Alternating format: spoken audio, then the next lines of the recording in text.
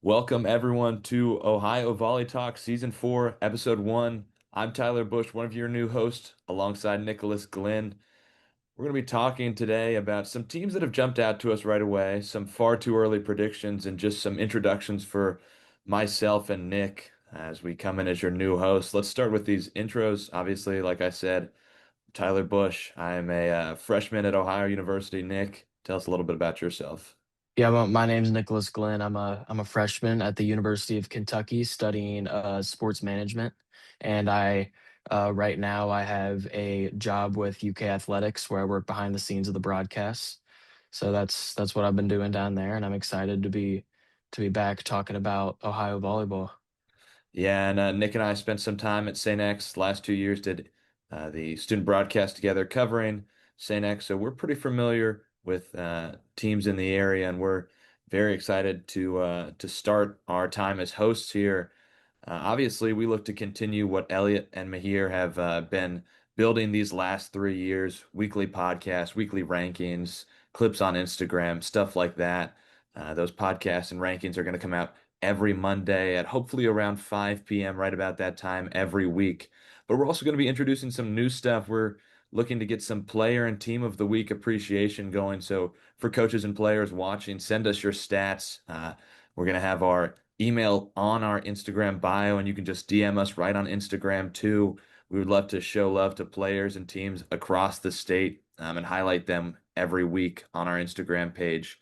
And then no, near the end of the year, we're gonna have some predictions, obviously, like Mahir and Elliot did. We're gonna focus a lot on talking to coaches every week. This is gonna be probably our 1 week without a coach on the podcast, just as a little intro video. But let's start with three teams that caught our attention right away, Nick.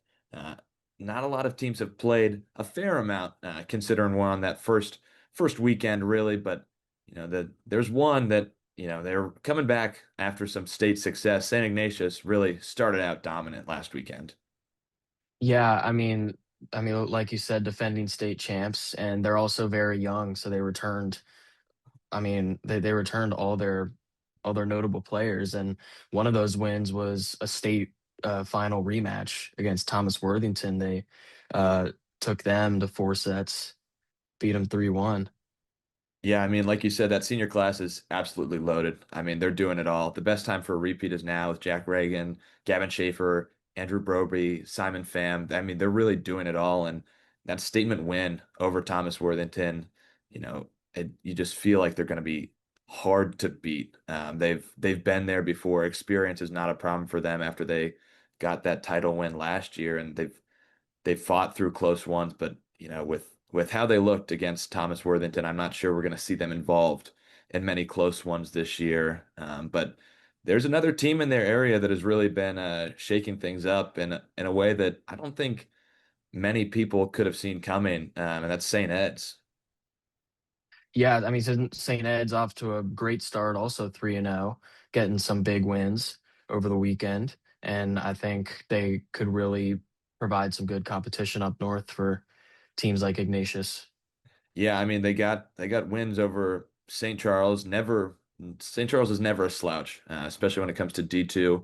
Punching up a little bit division wise for St. Charles again in that game, but got a win over New Albany too. And New Albany was a state Final Four last year, and they looked they looked pretty good last year. But St. Ed's is looking better this year. I mean, they really only lost Michael Gall was their only key senior last year, and he was dishing out the ball to everyone. But there's another senior that's taking his role well, Jabari Bab.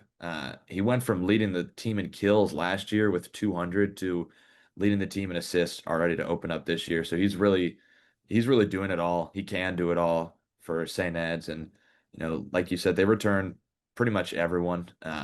Something that stuck out to me looking over their stats from the weekend is their front line. All those guys are back, and they're already totaling up an incredible amount of blocks. I think it's going to be really hard for any team to get through to them.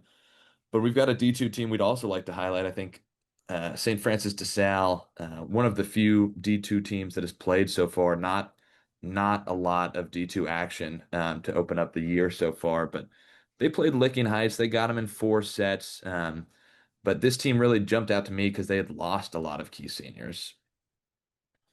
Yeah, they lost a lot of guys, but I mean, based off the stats from that game, they had some guys step up. They had Taylor Barrett with 13 kills, and their libero do with 16 digs. I mean, those guys are really just stepping up and off to a good start for St. Francis de Sales.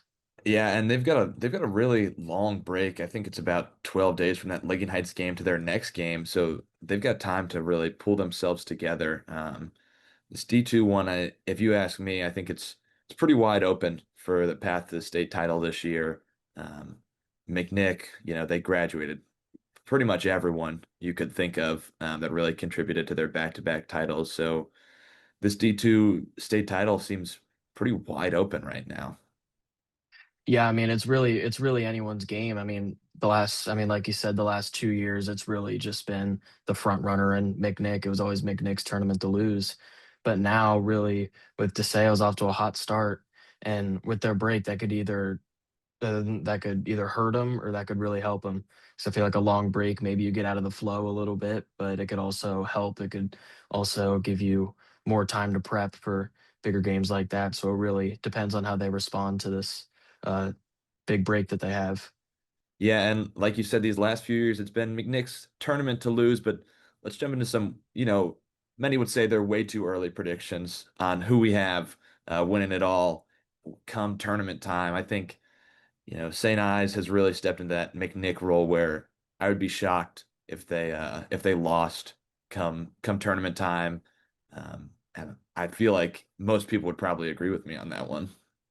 Yeah, I definitely agree with you. I think the fact that they won last year with a team so young, returning all their good guys. They got the main guy in Jack Ragan. He can do everything. He can play defense. He can swing the ball very well. He can committed to Ohio State next year. He can really do everything. I think they're definitely the front runners this year.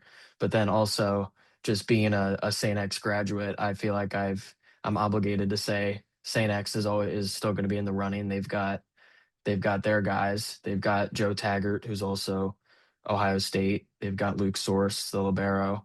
They've they've got some guys that can play, but I think definitely the front runner is clearly Ignatius up north. Yeah, I think it really is right now, until we see a lot more games develop and see some head-to-heads between Ignatius and some other teams.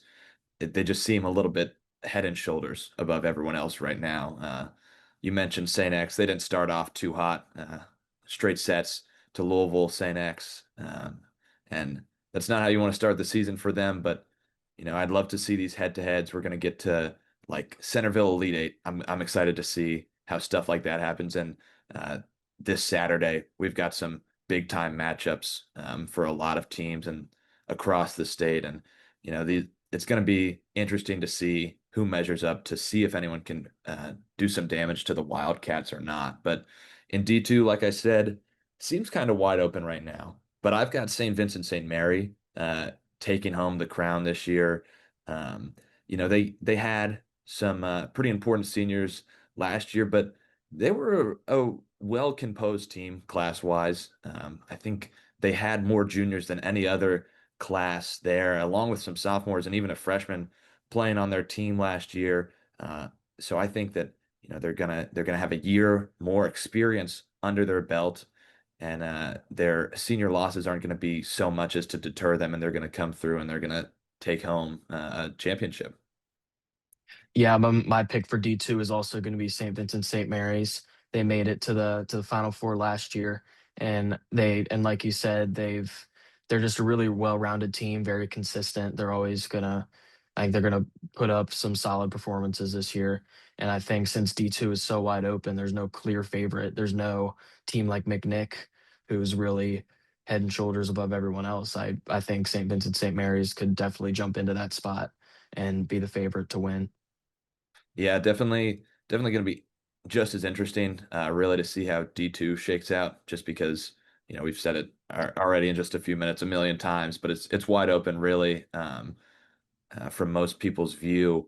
And I would love to see a team come out of nowhere and maybe shock some people. But already in Cincinnati, Loveland is starting out 2-0. Big win over Bishop Fenwick and Mason there. And, I would just love to see how this one shakes out, especially for the Final Four for D2. I think we'll probably see some surprising results at some point throughout the season for them.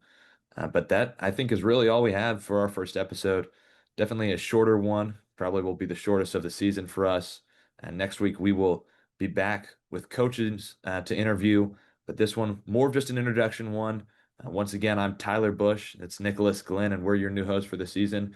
We can't wait to talk more about Ohio volleyball.